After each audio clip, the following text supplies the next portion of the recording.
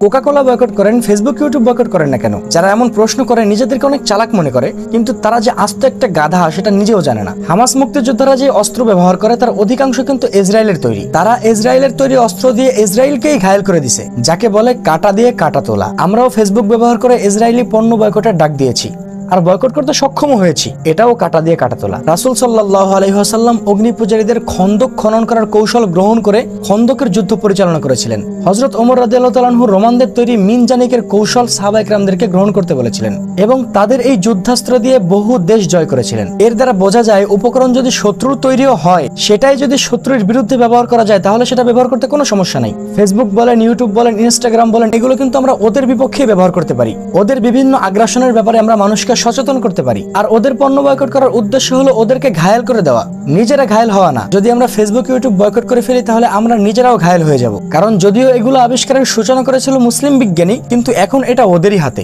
এজন্য এগুলো বয়কট করলে আমরাই বিপদে পড়বো। তবে এমন একটা সময় আসবে যখন এগুলো সব আমাদের হাতেই চলে আসবে, কারণ এগুলোর আবিষ্কারের শুরুটা আমরাই করেছিলাম। যাই হোক, এখন থেকে যদি কেউ আর এমন প্রশ্ন করে তাহলে তাদের মুখের উপর জবাব দিয়ে দিবেন এবং ইসরায়েলের সঙ্গে সম্পৃক্ততা আছে, ইসরায়েলকে হেল্প করে এমন যত কোম্পানি আছে, ওই সকল কোম্পানির যত পণ্য সামগ্রী আছে সবকিছু বয়কট করার চেষ্টা করবেন। এবারের ঈদ হবে বর্জনের ঈদ, এবারের ঈদ হবে বয়কটের ঈদ।